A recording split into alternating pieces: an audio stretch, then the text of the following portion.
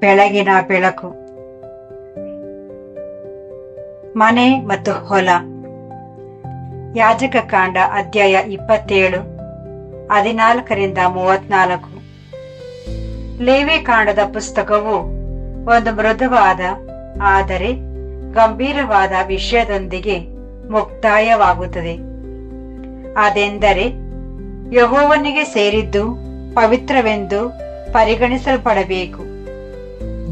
ಹಿಂದಿನ ಅಧ್ಯಾಯಗಳಲ್ಲಿ ಯೆಹೋವನು ಇಸ್ರಾಯೇಲರಿಗೆ ಬಲಿಗಳು, ಯಾಜಕರು, ಪವಿತ್ರತೆ, ಶುದ್ಧ ಮತ್ತು ಅಶುದ್ಧತೆ ಹಾಗೂ ನೇಮಿತ ಹಬ್ಬಗಳ ಬಗ್ಗೆ ಕಲಿಸಿದನು.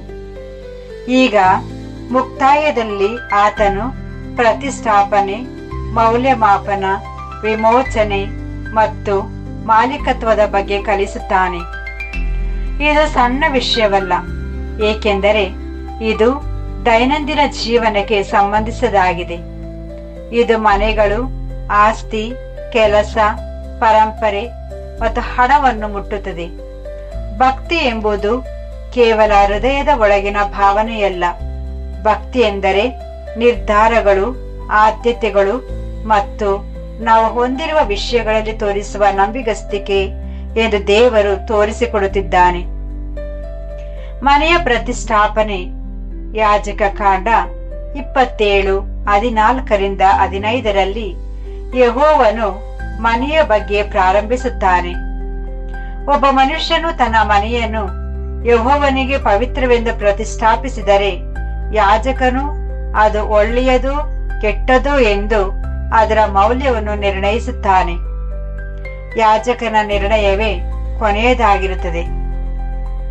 ಒಂದು ವೇಳೆ ಅದನ್ನು ಪ್ರತಿಷ್ಠಾಪಿಸಿದವನು ಅದನ್ನು ಮರಳಿ ಪಡೆಯಲು ವಿಮೋಚಿಸಲು ಬಯಸಿದರೆ ಅವನು ಯಾಜಕನು ನಿಗದಿಪಡಿಸಿದ ಮೌಲ್ಯದ ಜೊತೆಗೆ 1/5 ಹಣವನ್ನು ಹೆಚ್ಚುವರಿಯಾಗಿ ಸೇರಿಸಬೇಕು. ಆಗ ಆ ಮನೆ ಮತ್ತೆ ಅವರದಾಗುತ್ತದೆ. ಇದು ಇಲ್ಲಿನ ಮೊದಲ ಆತ್ಮಿಕ ಪಾಠ. ಸರಳವಾಗಿದೆ. ಮನೆಯನ್ನು ದೇವರಿಗೆ ಅರ್ಪಿಸಬಹುದು, ಆದರೆ ಅದನ್ನು ಗೊಂದಲದಿಂದ ಅರ್ಪಿಸಬಾರದು. ದೇವರು ವ್ಯವಸ್ಥೆಯನ್ನು ನೀಡುತ್ತಾನೆ. ದೇವರು ಯಾಜಕನ ಮೂಲಕ ಮೌಲ್ಯಮಾಪನ ನೀಡುತ್ತಾನೆ.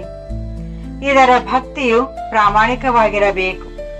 ಕೇವಲ ಭಾವನಾತ್ಮಕ ಅಥವಾ ಅಜಾಗರೂಕತೆಯಿಂದ ಕೂಡಿರಬಾರದು ಎಂದು ಕಲಿಸುತ್ತದೆ. ನೂತನ ಸೃಷ್ಟಿಗೆ ಇದರ ಅರ್ಥ ಇನ್ನೂ ಆಳವಾಗಿದೆ. ನಮ್ಮ ಶರೀರವೇ ಒಂದು ಆಲಯ ಎಂದು ಶಾಸ್ತ್ರವು ಹೇಳುತ್ತದೆ. ನಿಮ್ಮ ಶರೀರವು ನಿಮ್ಮಲ್ಲಿರುವ ಪವಿತ್ರಾತ್ಮನ ಆಲಯವೆಂದು ನಿಮಗೆ ತಿಳಿಯದು. ನೀವು ನಿಮ್ಮವರಲ್ಲ, ನೀವು ಕ್ರಯಕ್ಕೆ ಕೊಳ್ಳಲ್ಪಟ್ಟವರು. 1 ಕೊರಿಂಥ 6:19-20. ಲೇವಿ ಕಾಂಡದಲ್ಲಿನ ಮನೆಯನ್ನು ಪ್ರತಿಷ್ಠಾಪಿಸಬಹುದಾದರೆ ನಮ್ಮ ಜೀವನದ ಮನೆಯನ್ನು ಎಷ್ಟು ಹೆಚ್ಚಾಗಿ ಪ್ರತಿಷ್ಠಾಪಿಸಬೇಕು. ನಮ್ಮ ಆಲೋಚನೆಗಳು, ಅಭ್ಯಾಸಗಳು, ಖಾಸಗಿ ಆಯ್ಕೆಗಳು, ಮಾತು, ಸಮಯ, ಸಂಬಂಧಗಳು ಮತ್ತು ನಮ್ಮ ಖರ್ಚುಗಳು ಇವೆಲ್ಲವೂ ದೈನಂದಿನ ಜೀವನದ ಮನೆಯ ಒಳಗಿವೆ. ಹೊಸ ಒಡಂಬಡಿಕೆಯಲ್ಲಿ ಮನೆಯನ್ನು ಪ್ರತಿಷ್ಠಾಪಿಸುವುದು ಎಂದರೆ ಕ್ರಿಸ್ತನನ್ನು ಕೇವಲ ಅತಿಥಿಯನ್ನಾಗಿ ಅಲ್ಲ, ಮನೆಯ ಯಜಮಾನನಾಗಿ ಸ್ವಾಗತಿಸುವುದು. ಆತನಿಗೆ ಅಪಮಾನ ತರುವ ಯಾವುದನ್ನು ಈ ಮನೆಯಲ್ಲಿ ಸಣ್ಣ ವಿಷಯ ಎಂದು ಕಡೆಗಣಿಸಬಾರದು ಎಂದರ್ಥ. ಈ ಮನೆಯನ್ನು ಕ್ರಿಸ್ತನ ರಕ್ತವೆಂಬ ಬಹಳ ದುಬಾರಿ ಬೆಲೆ ಕೊಟ್ಟು ಕೊಳ್ಳಲಾಗಿದೆ. ಹೊಲದ ಪ್ರತಿಷ್ಠಾಪನೆ. ನಂತರ ಯೆಹೋವನು ಮನೆಯಿಂದ ಹೊಲದ ಕಡೆಗೆ ಗಮನ ಹರಿಸುತ್ತಾನೆ. ಲೇವಿ ಕಾಂಡ 27:16-21. ಒಬ್ಬ ಮನುಷ್ಯನು ತನ್ನ ಸ್ವಾಧೀನದಲ್ಲಿರುವ ಹೊಲದ ಒಂದು ಭಾಗವನ್ನು ಯೆಹೋವನಿಗೆ ಪ್ರತಿಷ್ಠಾಪಿಸಬಹುದು. ಅದರ ಮೌಲ್ಯಮಾಪನವನ್ನು ನ್ಯಾಯಯುತವಾಗಿ ಬಿತ್ತನೆಗೆ ಬೇಕಾಗುವ ಬೀಜದ ಅಳತೆಯ ಮೇಲೆ ಮತ್ತು ಜೂಬಿಲಿ ಮಹೋತ್ಸವ ವರ್ಷದವರೆಗೆ ಎಷ್ಟು ವರ್ಷಗಳು ಬಾಕಿ ಇವೆ ಎಂಬುದರ ಆಧಾರದ ಮೇಲೆ ಲೆಕ್ಕ ಹಾಕಲಾಗುತ್ತಿತ್ತು. ಒಂದು ವೇಳೆ ಆ ಮನುಷ್ಯನು ಹೊಲವನ್ನು ವಿಮೋಚಿಸಿದರೆ, ಮರಳಿ ಪಡೆದರೆ, ಅವನು 1/5 ಸೇರಿಸಿ ಅದನ್ನು ಇಟ್ಟುಕೊಳ್ಳುತ್ತಾನೆ. ಆದರೆ ಅವನು ಅದನ್ನು ವಿಮೋಚಿಸದಿದ್ದರೆ ಮತ್ತು ಆ ಹೊಲವು ಬೇರೆ ಮನುಷ್ಯನಿಗೆ ಮಾರಾಟವಾದರೆ ಅದನ್ನು ಮತ್ತೆ ವಿಮೋಚಿಸಲು ಸಾಧ್ಯವಿಲ್ಲ. ಜೂಬಿಲಿ ವರ್ಷ ಬಂದಾಗ ಆ ಹೊಲವು ಮೊದಲಿನ ಮಾಲೀಕನಿಗೆ ಮರಳುವುದಿಲ್ಲ.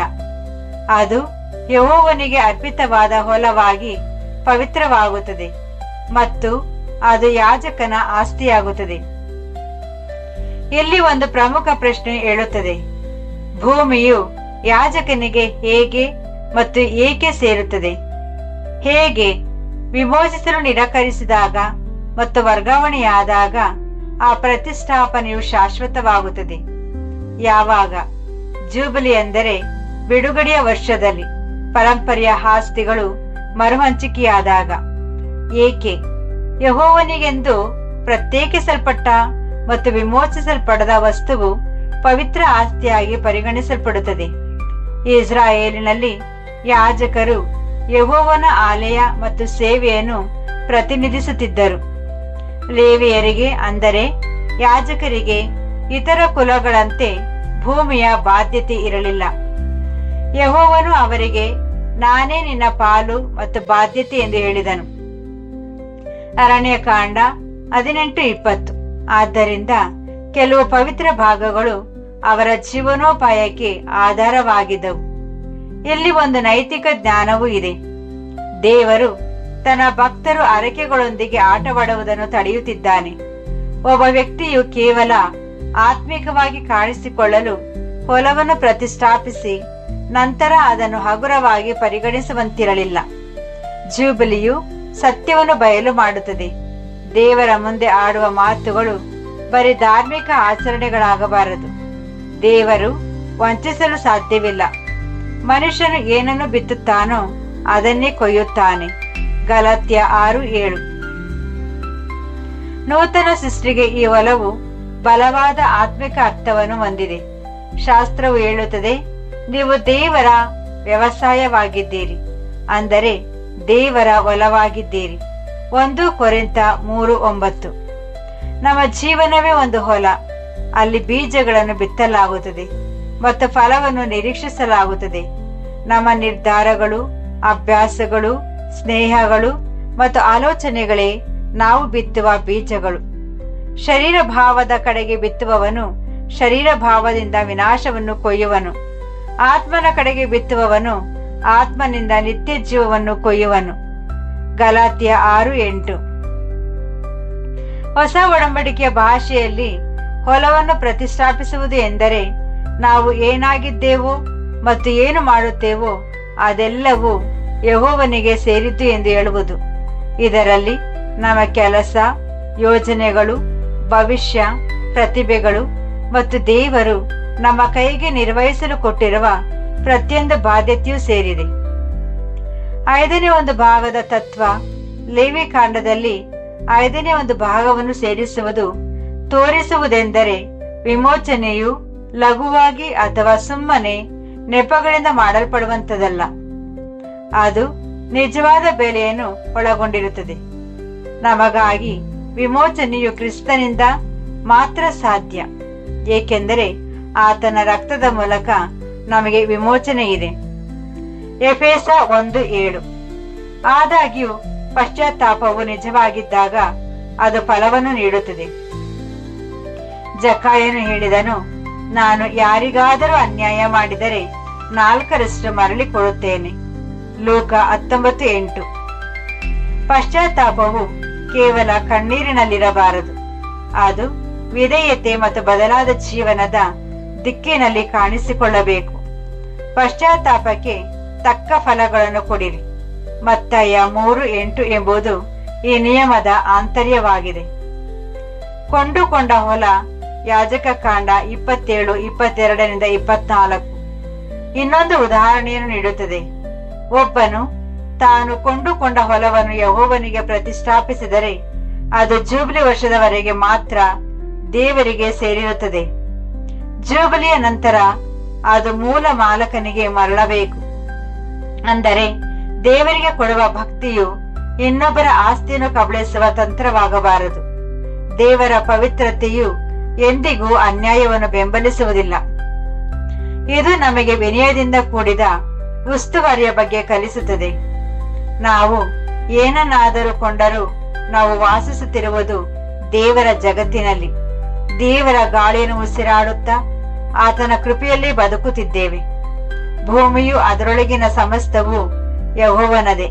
ಕೀರ್ತನೆ 24:1. ನಾವು ಮಾಲೀಕರಲ್ಲ, ಬದಲಾಗಿ ಆಸ್ತಿಗಳ ನಿರ್ವಾಹಕರು. ತೀರ್ಮಾನ: ಜೂಬಿಲಿ ವರ್ಷವು ಬಿಡುಗಡೆ ಮತ್ತು ಪುನಃಸ್ಥಾಪನೆಯ ಚಿತ್ರಣವಾಗಿದೆ. ಕ್ರಿಸ್ತನಲ್ಲಿ ಶ್ರೇಷ್ಠವಾದ ಜೂಬಿಲಿ ಪ್ರಾರಂಭವಾಗಿದೆ. ಪಾಪದ ಬಂಧನದಿಂದ ಬಿಡುಗಡೆ ಸಿಕ್ಕಿದೆ. ಆದರೆ ಜೂಬಿಲಿಯು ನಿಜವಾಗಿ ವಿಮೋಚನೆಗೊಂಡದ್ದು ಯಾವುದು ಮತ್ತು ವಿಮೋಚನೆಗೊಳ್ಳದೆ ಹಿಂದೆ ಉಳಿದದ್ದು ಯಾವುದು ಎಂಬುದನ್ನು ಬಹಿರಂಗಪಡಿಸುತ್ತದೆ. ನಮ್ಮ ಜೀವನವೇ ಈಗ ಆ ಹೊಲ ಮತ್ತು ಆಲಯ. ಎಂದು ನಾವು ಮಾಡುವ ಆಯ್ಕೆಗಳೇ ಬೀಜಗಳು. ಪವಿತ್ರವಾದದ್ದು ಪವಿತ್ರವಾಗಿಯೇ ಉಳಿಯುತ್ತದೆ. ಪ್ರಾರ್ಥನೆ: ನಮ್ಮ ಪವಿತ್ರ ತಂದೆಯೇ, ಸತ್ಯದೊಂದಿಗೆ ಹೇಗೆ ಜೀವಿಸಬೇಕು ಎಂದು ನಮಗೆ ಕಲಿಸುವ ನಿನ್ನ ಜ್ಞಾನಕ್ಕಾಗಿ ನಾವು ನಿನಗೆ ವಂದಿಸುತ್ತೇವೆ. ನಮ್ಮ ಜೀವನದ ಮನೆಯನ್ನು ಕೇವಲ ಮಾತುಗಳಿಂದಲ್ಲ, ವಿಧೇಯತೆಯಿಂದ ಪ್ರತಿಷ್ಠಾಪಿಸಲು ನಮಗೆ ಸಹಾಯ ಮಾಡಿ. ನಮ್ಮ ಬಿತ್ತನೆಯು ಶರೀರ ಭಾವದ ಕಡೆಗಿರದೆ ಆತ್ಮನ ಕಡೆಗಿರುವಂತೆ ನಮ್ಮನ್ನು ಪವಿತ್ರೀಕರಿಸು. ಕೇವಲ ಶಬ್ದ ಮಾತ್ರವಾಗಿರುವ ಅರಕೆಗಳಿಂದ ನಮ್ಮನ್ನು ದೂರವಿಡು. ನಂಬಿಗಸ್ತ ನಿರ್ವಾಹಕರಾಗಿರಲು, ಫಲಪ್ರದವಾದ ಪಶ್ಚಾತ್ತಾಪ ಹೊಂದಲು ಮತ್ತು ನಮ್ಮ ಕೆಲಸ ಕಾರ್ಯಗಳಲ್ಲಿ ನಿನ್ನನ್ನು ಗೌರವಿಸಲು ನಮಗೆ ಕಲಿಸು. ನಮ್ಮ ಭಕ್ತಿಯು ನಿಮ್ಮ ವಾಕ್ಯದಂತೆ ಮತ್ತು ನಿಮ್ಮ ಪ್ರೀತಿಯಿಂದ ತುಂಬಿರಲಿ. ನಮ್ಮ ಪ್ರಭುವಾದ ಯೇಸು ಕ್ರಿಸ್ತನ ಹೆಸರಿನಲ್ಲಿ ಆಮೆನ್.